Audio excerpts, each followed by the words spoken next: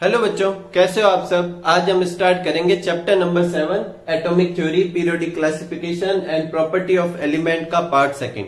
अगर अभी तक आपने पार्ट फर्स्ट विजिट नहीं किया हो तो इस कार्ड पर क्लिक करके पहले पार्ट फर्स्ट विजिट कर लीजिए।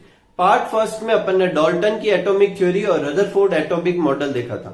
ठीक है, तो रदरफोर्ड के एटॉमिक मॉडल की कुछ ड्रॉबैक थी। उन ड्रॉबैक को दूर करके नील्स बोर ने अपना खुद का एक नया मॉडल दिया, जिसको अपन क्या कहेंगे, नील्स बोर एटॉमिक मॉडल। तो जो 1913 में नील्स बोर ने अपना मॉडल दिया और ये मॉडल जो था वो क्वांटम थ्योरी पे बेस्ड था।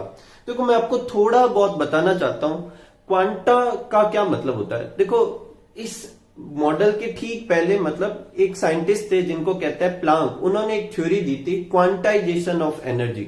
उन्होंने बोला कि एनर्जी जो होती है वो कंटिन्यूअस फॉर्म में ट्रांसफर नहीं होती, एनर्जी के पैकेट के फॉर्म में ट्रांसफर होती है। मतलब एक फिक्स अमाउंट ऑफ एनर्जी एक बार एक जगह से दूसरी जगह ट्रांसफर होती है। उस फिक्स अमाउंट को उन्होंने क्या बोला, क्वांटा। क्या बोला, क्वांटा। और इस तरीके से एनर्जी का ट्रांसफर क्वांटाइजेशन ऑफ एनर्जी कहलाता है। इसको आप ऐसे समझ सकते हैं, जैसे मान लो अगर मुझे किसी एक जगह से दूसरी जगह वाटर ट्रांसफर करना है और मैंने हर बार एक बकेट भरकर एक जगह से दूसरी जगह ट्रांसफर की, तो हर बार मैं एक फिक्स अमाउंट एक जगह से दूसरी जगह ट्रांसफर कर रहा हूं, तो वो फिक्स अमाउंट बोले तो वो बकेट ऑफ वाटर जो है वो क्वांटा कहलाएगा इस केस में। तो मैक्स प्लांक ने बोला कि एनर्जी जो होती है वो भी कंटिन्यूअस ट्रांसफर ना होकर फिक्स अमाउंट ऑफ एनर्जी एक बार से दूसरी बार ट्रांसफर होती है, उसको क्या कहते हैं, क्वांटा। और उसको यूज करके जो है वो मैक्स इसने नील्स बोर ने अपना मॉडल दिया था। ठीक है, तो इनका पहला जो पॉइंट था वो था atom is spherical and it is small centre that is nucleus consist all positive charge, जिसमें प्रोटॉन होंगे न्यूक्लियस के अंदर, एंड ऑलमोस्ट ऑल मास। मतलब ये पॉइंट तो रदरफोर्ड से ही उठाया हुआ सेम पॉइंट है। रदरफोर्ड ने इस पॉइंट में कोई गड़बड़ नहीं की थी, तो नील्स बोर ने वैसा का वैसे ही रखा कि एटम का जो सेंटर होता है, जो स्मॉल सेंटर होता है एटम का, उसमें सारा का सारा पॉजिटिव चार्ज जिसमें प्रोटॉन की वजह से होता है वो, और ऑलमोस्ट सारा मास कहां होता है, सेंटर में, जिसको अपन ने कहा न्यूक्लियस।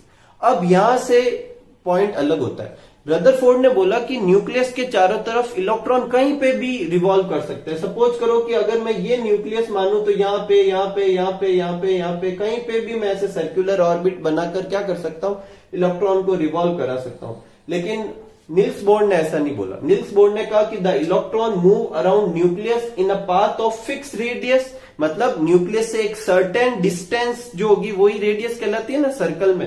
सपोज करो ये न्यूक्लियस है और यहां तक की डिस्टेंस है और इसको ऐसे मैं स्फीयर बनाऊं तो ये रेडियस का ही काम करेगा ना। तो ये नील्स बोर ने बोला कि जो इलेक्ट्रॉन जो है वो उन पाथ में मूव करता है जिनकी रेडियस फिक्स होती है और जिनकी एनर्जी भी फिक्स होती है। मतलब उन पाथ को आप कहीं पे भी ड्रॉ नहीं कर सकते, एक न्यूक्लियस से सर्टेन डिस्टेंस पे ड्रॉ करेंगे और उस पाथ में उन इलेक्ट्रॉन का एनर्जी जो होगी वो फिक्स्ड होगी और उन पाथ की जो रेडियस है वो भी क्या होगी, फिक्स्ड होगी। ठीक है, इन पाथ को उन्होंने क्या बोला, ऑर्बिट, और इन्हें एनर्जी लेवल भी बोला। जैसे ये न्यूक्लियस है तो इतनी सर्टेन डिस्टेंस पे पहला पाथ, उससे कुछ सर्टेन डिस्टेंस पे दूसरा पाथ, फिर तीसरा, फिर चौथा, ऐसे बनाता गया। जो फर्स्ट पाथ था उसको के बोला, सेकंड को एल, थर्ड को एम, एन, ऐसे आगे की तरफ। और ये जो पाथ बनाए सर्कुलर, ये क्या कहलाते हैं, एनर्जी लेवल और ऑर्बिट। ये भी पूरे सर्कल ही बनाने हैं। ठीक है, ये मैंने हाफ हाफ ही ड्रॉ किए हुए। तो ये जो ऑर्बिट और एनर्जी लेवल कहलाते हैं। अब these orbit are arranged in concentric around the nucleus. मतलब इन सबका जो सेंटर है वो क्या होगा, न्यूक्लियस ही होगा। n इक्वल टू 1 बोले तो जो फर्स्ट ऑर्बिट होगा उसको k से डिनोट करेंगे, फिर l से, फिर m से और फिर n से। जैसे जैसे न्यूक्लियस से ये दूर की तरफ जाते हुए ऑर्बिट देखते हैं वैसे वैसे उनकी एनर्जी क्या होगी। तो उन्होंने कहा कि देखो, जो न्यूक्लियस के जस्ट पास में होगा उसकी एनर्जी क्या होगी, कम। जैसे जैसे दूर जाएंगे एनर्जी क्या होती जाएगी, बढ़ती जाएगी। तो सबसे कम एनर्जी किसकी होगी, के की। उससे ज्यादा एनर्जी किसकी होगी, एल की। उससे ज्यादा किसकी होगी, एम की। उससे भी ज्यादा किसकी होगी, एन की, और सो ऑन। ठीक है, अब क्वेश्चन उठता है कि ये यहां से यहां तक की डिस्टेंस पे ये पाथ जो ड्रॉ करना है, बोले तो ये इतनी डिस्टेंस पे ड्रॉ करना है, वो डिस्टेंस अपन कैसे निकाले या वो एनर्जी अपन ने कैसे फाइंड की। तो इसके लिए बोर्ड ने एक चीज बोली कि ये वही ऑर्बिट पॉसिबल है जिनमें एंगुलर मोमेंटम जो होता है वो NH/2 पाई या उसका मल्टीपल होता है, इंटीग्रल मल्टीपल। मतलब उन्हीं ऑर्बिट में इलेक्ट्रॉन मूव कर सकते हैं, या वही सर्कुलर पाथ अपन ड्रॉ कर सकते हैं जहां पर एंगुलर मोमेंटम की वैल्यू NH/2π आए, या उसकी डबल आए, या उसकी ट्रिपल आए, या 4 टाइम्स 5 टाइम्स, ऐसे पॉइंट में नहीं होना चाहिए, ठीक है, सिर्फ वही मूव कर सकते हैं। अब दो चीजें उठती है, पहली तो ये एंगुलर मोमेंटम क्या होता है। तो देखो अपन ने 9th में पढ़ा था मास इनटू वेलोसिटी करते हैं तो इसको कहते हैं मोमेंटम, और वो मोमेंटम होता है लीनियर मोमेंटम। लेकिन अगर कोई चीज सर्कुलर पाथ में मूव करती है तो इसको mv को, मोमेंटम को r रेडियस से भी मल्टीप्लाई करा देते हैं। अब ये क्या कहलाता है, एंगुलर मोमेंटम, तो mvr। और वो NH/2π का क्या होगा, सॉरी h/2π का क्या होगा, इंटीग्रल मल्टीपल, यहाँ पे सिर्फ h/2π लिखना है और इट्स इंटीग्रल मल्टीपल। तो h/2π का क्या होगा, या तो h/2π होगा, या h/2π का क्या होगा, इंटीग्रल मल्टीपल। जहां n क्या है 1 2 3 वो यहां से लेना है। अगर n इक्वल टू 1 रखेंगे तो क्या आएगा, h/2π, यहाँ 1 रखेंगे तो h/2π आएगा, तो वो एंगुलर मोमेंटम किसका आ जाएगा, फर्स्ट ऑर्बिट का। फिर ऐसे कैसे 2 पुट करेंगे तो सेकंड का, 3 पुट करेंगे तो थर्ड का, 4 पुट करेंगे तो फोर्थ का। H क्या है, प्लांक कांस्टेंट। ये प्लांक वही है जिन्होंने एनर्जी क्वांटाइजेशन की थ्योरी दी थी, और इसकी भी वैल्यू फिक्स होती है। अगर आप नोट करना चाहे तो नोट कर सकते हैं, 6.6 इंटू 10⁻34 जूल इंटू सेकेंड, ठीक है। वैसे आपके कुछ काम नहीं आने वाली, लेकिन नोट कर लीजिए, हायर क्लासेज में काम आएगी। और R क्या है, रेडियस ऑफ पाथ, m क्या है, मास ऑफ इलेक्ट्रॉन, और v क्या है, velocity of electron. In condition को जो फुलफिल करेगा वहां पर अपन क्या बनाएंगे, एनर्जी पाथ। और उन एनर्जी पाथ की रेडियस तो फिक्स है, क्योंकि ये एनर्जी क्वांटाइजेशन और एनर्जी कंजर्वेशन से निकाला गया है। तो इन जो पाथ होगा, इन पाथ में एनर्जी भी क्या रहेगी, फिक्स रहेगी। एनर्जी में कोई चेंज नहीं आएगा, कांस्टेंट एनर्जी रहेगी, ठीक है, कोई प्रॉब्लम नहीं। आगे बढ़ते हैं। नेक्स्ट पॉइंट भी उन्होंने लगभग उसी पॉइंट को समझाने की कोशिश की कि there is no change in energy of electron on revolving in these orbit. जब इन ऑर्बिट में इलेक्ट्रॉन मूव करेगा तो उनकी एनर्जी में कोई चेंज नहीं होगी, ना तो एनर्जी घटेगी ना बढ़ेगी। अब घटेगी बढ़ेगी नहीं तो एनर्जी लूज नहीं हो रही, और लूज नहीं हो रही तो उसका पाथ धीरे धीरे धीरे धीरे क्या नहीं होगा, कम नहीं होगा, जो कि रदरफोर्ड की क्या थी, ड्रॉबैक थी। नेक्स्ट, तो क्या एनर्जी कभी भी एब्जॉर्ब और रिलीज नहीं होगी। तो फिर इन्होंने बोला, नील्स बोर ने बोला कि जब इलेक्ट्रॉन एक एनर्जी लेवल, सपोज करो ये न्यूक्लियस और ये पहला एनर्जी लेवल है, बोले तो पहला ऑर्बिट है और इसकी एनर्जी अपन E1 मानते हैं, और ये दूसरा है और इसकी मान लेते हैं E2। अपन को पता है कि जैसे जैसे न्यूक्लियस से दूर जाते हैं एनर्जी बढ़ती जाती है, तो E1 की कम है और E2 की क्या है, ज्यादा। अब अगर कोई इलेक्ट्रॉन या कम वाली, बोले तो नीचे वाले ऑर्बिट से ऊपर वाले ऑर्बिट में मूव करना चाहता है, तो नीचे वाले ऑर्बिट में जब वो मूव कर रहा था तो उसकी एनर्जी कम थी। अगर उसे ऊपर वाले में जाना है तो उसे एनर्जी क्या करनी पड़ेगी, एब्जॉर्ब। समझते हैं इसको, देखो अच्छे से। सपोज करो कि ये पहला एनर्जी लेवल है और इसकी एनर्जी मैं मान देता हूं 5 जूल। कितनी है, 5 जूल। और ये मान लेता हूं दूसरा एनर्जी लेवल और इसकी एनर्जी मैं मान लेता हूं 15 जूल। कितनी है, 15 जूल। अगर कोई इलेक्ट्रॉन इस एनर्जी लेवल में मूव करता हुआ इसमें जाना चाहता है तो इसमें मूव नहीं कर सकता। क्यों नहीं कर सकता, क्योंकि इसके पास तो कितनी एनर्जी है, 5 जूल, जबकि इस वाले में कितनी चाहिए, 15 जूल। ये करने के लिए उसको एडिशनल कितनी एनर्जी चाहिए, 10 जूल। तो पहले वो 10 जूल एनर्जी एब्जॉर्ब करेगा और फिर इधर से इधर मूव करेगा। तो when electron move from lower to higher energy level, it absorb energy. उसे एनर्जी क्या करनी पड़ेगी, एब्जॉर्ब।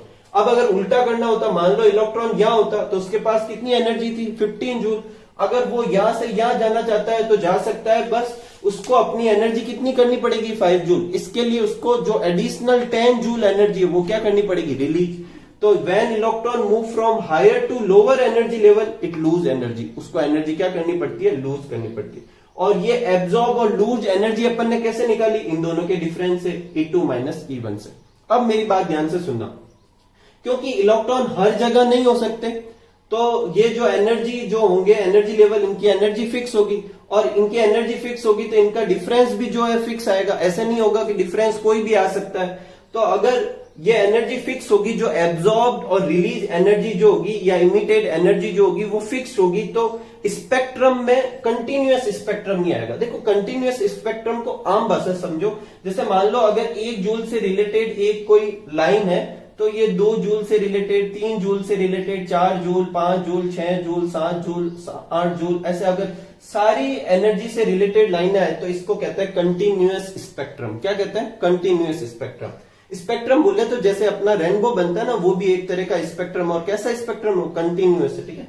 अगर मैं कहूं कि 1 जूल की लाइन है और फिर 2 जूल की नहीं है, 3 जूल की भी नहीं है और सीधी 5 जूल की है और फिर सीधी 10 जूल की है, तो ये जो स्पेक्ट्रम बन रहा है जिसमें बीच बीच में कुछ एनर्जी से रिलेटेड लाइनें नहीं है, इसको कहते हैं लाइन स्पेक्ट्रम, क्योंकि लाइनें ही दिखती है खाली, ये कंटिन्यूअस, ये लाइन।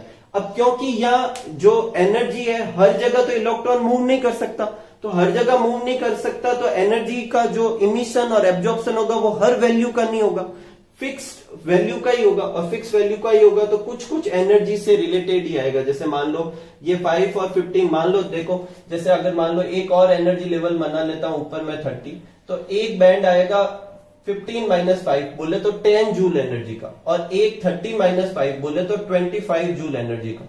तो बीच की एनर्जी की कोई लाइनें नहीं आएगी, ठीक है। वैसे ये स्पेक्ट्रम थोड़ा कॉम्प्लिकेटेड, आप हायर क्लासेज में और अच्छे से समझेंगे इसको, पूरा टॉपिक आएगा, अभी के लिए आप शॉर्ट में रखिए। तो एब्जॉर्प्शन और इमिशन एनर्जी की वजह से लाइन स्पेक्ट्रम बनता है, तो ये भी रदरफोर्ड ने एक्सप्लेन कर दिया, नील्स बोर ने एक्सप्लेन कर दिया। रदरफोर्ड इसे एक्सप्लेन नहीं कर पाया था, रदरफोर्ड के मॉडल के हिसाब से तो कंटिन्यूअस बन जाना चाहिए, फिर नील्स बोर ने इसको भी एक्सप्लेन किया कि ये कैसा होता है, लाइन स्पेक्ट्रा होता है, ठीक है। तो आप ये नोट कर लीजिए, फिर अपन इसकी ड्रॉबैक देखते हैं। नेक्स्ट देखते हैं limitation of bore atomic model. तो देखो बोर का जो एटॉमिक मॉडल जो होता है वो सिर्फ ऐसे एटम और आयन पे लगता है जिनमें एक इलेक्ट्रॉन होता है। अगर ज्यादा इलेक्ट्रॉन वाले एटम पे लगाएं तो उस पर एप्लीकेबल नहीं होगा। जैसे हाइड्रोजन में कितना इलेक्ट्रॉन होता है? 1। हीलियम में कितने इलेक्ट्रॉन होते हैं? 2। लेकिन हीलियम प्लस में कितना होगा? 1, क्योंकि प्लस बनाने के लिए 1 इलेक्ट्रॉन लूज कर दिया होगा। लिथियम में कितने इलेक्ट्रॉन होते हैं? 3। लेकिन लिथियम +2, 3 में से 2 निकल जाएंगे तब +2 बनेगा, तो उसमें कितना रहेगा? 1 इलेक्ट्रॉन। तो 1 इलेक्ट्रॉन वाले एटम और आयन पे ही बोर का मॉडल क्या होता है? एप्लीकेबल होता है। ज्यादा नंबर वाले इलेक्ट्रॉन वाले एटम पे ये क्या नहीं होता? एप्लीकेबल नहीं होता। नेक्स्ट है, अगर कोई भी एक स्पेक्ट्रल लाइन देखें, जो स्पेक्ट्रम में लाइनें बनी थी, उस एक लाइन को अगर इलेक्ट्रिक फील्ड या मैग्नेटिक फील्ड में से पास कराएं तो वो स्प्लिट हो जाती है। वो क्यों हो रही है वो नहीं समझा सकते। आपकी बुक में ये वाला पॉइंट तो नहीं लिखा हुआ, इस तरीके से लिखा हुआ है कि जब स्पेक्ट्रल लाइन को हाई रिजोल्यूशन एपरेटस से देखते हैं तो उसमें वो लाइनें स्प्लिट हुई हुई दिखाई देती है। तो वो क्यों दिखती है वो बोर मॉडल नहीं समझाता। 11th-12th में आपको ऐसे इलेक्ट्रिक फील्ड और मैग्नेटिक फील्ड के हिसाब से पढ़ाएंगे। इलेक्ट्रिक फील्ड में स्प्लिट होने को स्टार्क इफेक्ट कहते हैं, मैग्नेटिक फील्ड में स्प्लिट होने को जीमान इफेक्ट कहते हैं। इस नाम से हायर क्लासेज में पढ़ाएंगे। जो भी हो, ये स्पेक्ट्रल लाइन जो है वो स्प्लिट क्यों हो रही है, इसको अपन बोर मॉडल से नहीं समझा सकते। नेक्स्ट है, बोर मॉडल जो होता है केमिकल बॉन्ड फॉर्मेशन को नहीं समझाता। केमिकल बॉन्ड के बनने से जो एटम मॉलिक्यूल में कन्वर्ट होंगे, कंपाउंड में कन्वर्ट होंगे, वो कैसे होता है वो अपन बोर मॉडल से नहीं समझा सकते। तो ये 3 लिमिटेशन है, आपको याद कर लेनी है। नेक्स्ट अपना सेकंड पार्ट देखो, चैप्टर के हेडिंग में था एटॉमिक थ्योरी, वो कंप्लीट हो गया। सेकंड था पीरियोडिक क्लासिफिकेशन, तो सेकंड पार्ट देखते हैं पीरियोडिक क्लासिफिकेशन। तो सबसे पहले अपन ये देखते हैं कि क्लासिफिकेशन की नीड क्या है। तो क्लासिफिकेशन कहीं पे भी करें उसका एक ही मोटिव होता है कि ताकि चीजों में क्या रहे, आसानी रहे। इसको आपको मैं एक एग्जांपल से समझाता हूं। सपोज करो कि मेरे पास एक दुकान है जिसमें मैं बुक सेल करता हूं। अब मुझसे कोई आकर कोई पर्टिकुलर बुक मांगता है तो मैं झट से वो बुक लाके दे देता हूं। ऐसा मैं कैसे कर सकता हूं? तो मैंने पहले क्या किया होगा, जितनी भी बुक्स मेरे स्टोर में होगी मैंने उन सारी बुक्स को अरेंज किया होगा कि मैगजीन यहां रखूंगा, नॉवेल्स यहां रखूंगा, जो स्टडी रिलेटेड बुक्स है वो यहां रखूंगा, उसमें भी 10th की यहां पे, 12th की यहां पर। अब इस तरीके से मुझे जब कोई एक पर्टिकुलर बुक मांगने आता है तो मैं उस पर्टिकुलर सेक्शन में जाके उस बुक को लेके आ जाता हूं। यही अगर मैं सारी बुक्स एक साथ रख दूं और मुझसे कोई बुक मांगे तो मैं उन सब में कहां ढूंढता फिरूंगा वो बुक। तो बेसिकली क्लासिफाई और ग्रुपिंग करने से चीजों में आसानी होती है। अब यहां पर देखते हैं, तो जो अपन ने 9th में ऐसे पढ़े थे, हाइड्रोजन, हीलियम, लिथियम, बेरिलियम वगैरह, वो अपन ने 9th में तो देखे थे 20 एलिमेंट थे, लेकिन अराउंड 118 एलिमेंट है। और इन सारे एलिमेंट की chemical property, physical property study करना, उन्हें लर्न करना, फिर उनके कंपाउंड की प्रॉपर्टी स्टडी करना, लर्न करना पॉसिबल नहीं है। तो इस चीज को आसान करने के लिए साइंटिस्ट ने इन सारे एलिमेंट को सिमिलरिटी, इनके प्रॉपर्टी में सिमिलरिटी और डिसिमिलरिटी के बेसिस पे ग्रुप में डिवाइड कर दिया। और यही करना क्या कहलाता है? क्लासिफिकेशन कहलाता है। इससे क्या फायदा होगा? अब इन सब की प्रॉपर्टी जो है वो मैं आसानी से स्टडी कर सकता हूं। कैसे? सपोज करो कि एक ग्रुप में मान लो सोडियम और पोटेशियम एक साथ ही आते हैं और मुझे पता चला कि सोडियम के आउटर सेल में 1 इलेक्ट्रॉन होता है, तो अब पोटेशियम के भी आउटर सेल में कितना होगा, 1 ही इलेक्ट्रॉन होगा। ऐसे बहुत सारे एग्जांपल है, अब आगे देखेंगे। तो एक ग्रुप के जो जितने भी एलिमेंट होंगे उसमें से किसी एक की प्रॉपर्टी मालूम होगी तो दूसरे की प्रॉपर्टी या तो सेम होगी या कुछ सर्टेन ट्रेंड होंगे, बोले तो इंक्रीजिंग या डिक्रीजिंग पैटर्न में, तो स्टडी करने में आसानी रहती है। ठीक है, तो there are 118 element, it is very difficult to study and remember physical and chemical property of each element and their compound. To overcome this, scientists tried to arrange elements in different groups based on similarity and dissimilarity. All elements of same group either had same property or shown some trend. कुछ trend होंगे increasing, decreasing के, ठीक है. So classification makes study simple और convenient. अब देखते हैं, तो देखो अपन जो अपनी बुक्स वगैरह में जब अपन एकदम फाइनल वर्जन देखते हैं तो पीरियोडिक टेबल आपने सुना होगा, तो पीरियोडिक टेबल देखते हैं, लेकिन वो वहां तक एक बार में ही किसी ने नहीं दे दी। पहले किसी ने अर्ली अटेम्प्ट्स किए होंगे क्लासिफाई करने के, फिर उसमें लिमिटेशन रही होगी, फिर दूसरा अटेम्प्ट हुआ होगा, फिर उसमें लिमिटेशन रही होगी। तो वो सारे अपन को सारे तो नहीं करने, कुछ इंपोर्टेंट करने। तो सबसे पहला अपन करेंगे डॉबर्नियर ट्रायड लॉ, फिर इसकी लिमिटेशन देखेंगे, फिर न्यूलैंड का जो ऑक्टेव लॉ है वो देखेंगे, उसके बाद मैनलीव की पीरियोडिक टेबल देखेंगे, फिर उसकी लिमिटेशन देखकर फिर फाइनल जो अपन पीरियोडिक टेबल है वो देखेंगे। तो ये 4 अपन को करना है 1 by 1, ठीक है। तो अपन पहला आप ये नोट कर लीजिए, फिर अपन डॉबर्नियर के ट्रायड लॉ से स्टार्ट करते हैं। तो अपन अर्ली अटेम्प्ट से स्टार्ट करते हैं। अर्ली अटेम्प्ट्स क्या थे क्लासिफाई करने के? मॉडर्न पीरियोडिक टेबल से पहले किस किस ने क्या क्या अटेम्प्ट किए? तो सबसे पहला अटेम्प्ट था डॉबर्नियर का, जिन्होंने ट्रायड लॉ दिया। अब ट्रायड का क्या मतलब होता है? ट्रायड का मतलब होता है ग्रुप ऑफ 3, मतलब इन्होंने 3 एलिमेंट के ग्रुप बनाए और उन्होंने बोला कि इन तीनों एलिमेंट, एक ग्रुप के जो तीनों एलिमेंट हो गए उनकी फिजिकल एंड केमिकल प्रॉपर्टी क्या होगी, एक जैसी होगी। अब किन 3 एलिमेंट से उन्होंने ग्रुप बनाया, इसके लिए उन्होंने क्राइटेरिया डिसाइड किया कि जो मिडल एलिमेंट का एटॉमिक वेट जो होगा वो रिमेनिंग 2 एलिमेंट के एटॉमिक वेट का एवरेज होगा। कैसे? जैसे लिथियम का एटॉमिक वेट कितना होता है 7 और पोटेशियम का कितना होता है 39। 7 और 39 का मैं एवरेज निकालू, बोले तो दोनों को ऐड करके 2 से डिवाइड करूं तो कितना आता है 23, और वो 23 एटॉमिक वेट होगा किसका, सोडियम का। इस तरीके से इन्होंने 3 के ग्रुप बनाए, जिसको क्या बोला गया, ट्रायड। अब प्रॉब्लम ये थी कि इन्होंने सिर्फ ऐसे 3 ही ट्रायड बना पाए, और इन 3 ट्रायड में से भी सिर्फ एक यही ट्रायड था जिसमें एग्जैक्ट आंसर मैच करता था। अगर आप 40 और 117 को ऐड करके 2 से डिवाइड करोगे तो 80 के आसपास की वैल्यू आएगी, 88 के आसपास की वैल्यू आएगी, 88 नहीं आएगा। और ठीक ऐसे कैसे 35 और 127 को ऐड करके 2 से डिवाइड करोगे लगभग 81 आएगा, 80 नहीं आएगा।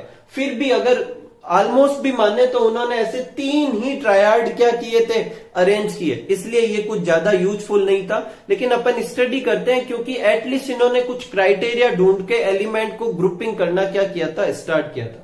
सेकंड जो अटेम्प्ट था वो न्यूलैंड का था, जिसे क्या बोलते हैं, law of Octave. Octave basically musical note होते हैं, आपको पता हो तो, जो 7 नोट होते हैं, 8 नोट फर्स्ट नोट के जैसा का जैसा ही होता है। तो इन्होंने बोला कि अगर एलिमेंट, जितने भी एलिमेंट उस समय थे, उन एलिमेंट को अगर एटॉमिक वेट के इंक्रीजिंग ऑर्डर में अरेंज करें तो एवरी 8th एलिमेंट जो होगा वो फर्स्ट एलिमेंट के सेम प्रॉपर्टी रखेगा। जैसे म्यूजिकल नोट में every 8th element first note के जैसा का जैसा होता है, इसलिए इसको क्या बोला गया, न्यूलैंड्स लॉ ऑफ ऑक्टेव। इसको समझते हैं। देखो, ये अपन ने म्यूजिकल नोट लिखे हुए सारे गामा पादा निसा, और ये इंग्लिश में जो नोट है डो रे मी फा सो ला टी, ठीक है।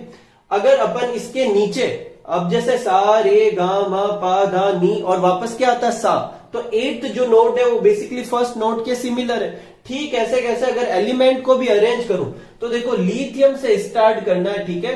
देखो जब न्यूलैंड ने लॉ दिए थे तो उस समय इनर्ट गैस नहीं थी, तो अपन हीलियम नहीं लिखेंगे, नियॉन नहीं लिखेंगे, आर्गन नहीं लिखेंगे, ठीक है, जब अभी अपन लिखेंगे। और 20 तक मुझे उम्मीद है आप लोगों को याद होंगे।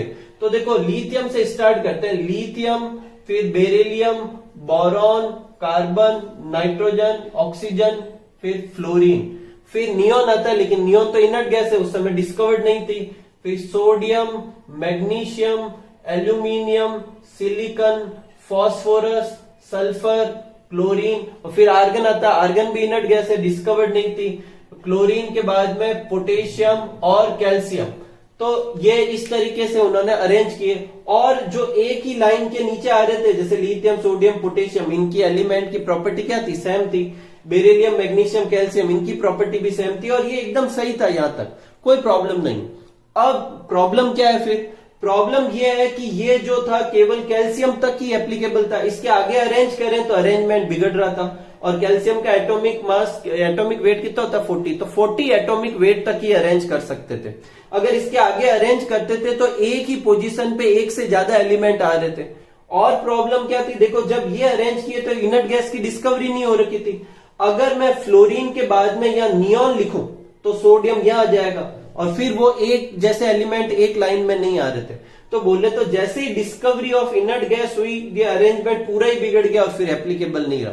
तो न्यूलैंड का ऑक्टेव रूल जो है वो वापस रिपीट करते हैं अपन। ये क्या था, he arrange the element in the increasing order of atomic weight and found that the property of every 8th element is similar to first element just like musical note. Note में क्या होता है, 8 note जो होता है वो similar होता है फर्स्ट नोट के। और फिर ये अपन अरेंज कर देंगे, ऐसे कैसे ये बना लेंगे। इसको बनाने में कोई प्रॉब्लम नहीं, अपन को 1 से लेके 20 तक एटॉमिक जो नंबर याद कर रखे हैं वही अपन को फिल करना है। बस हाइड्रोजन नहीं लिखना है, और बीच में से इनर्ट गैसें नहीं लिखनी, हीलियम नहीं लिखना है, और नियॉन नहीं लिखना, और आर्गन नहीं लिखना। क्यों, क्योंकि वो उस समय डिस्कवर्ड नहीं हो रखी थी, और हाइड्रोजन को इन्होंने पोजीशन नहीं दी। ड्रॉबैक क्या क्या थी कि ये 40 तक ही एप्लीकेबल था। अगर आगे अरेंज करते हैं तो या तो 2 प्रॉब्लम आती है, या तो वो 8th एलिमेंट सिमिलर नहीं हो रहा था, या फिर एक ही पोजीशन पे एक से ज्यादा रखने पड़ रहे थे। और दूसरा, इनर्ट गैस की डिस्कवरी के बाद तो ये बिल्कुल ही खराब हो गया।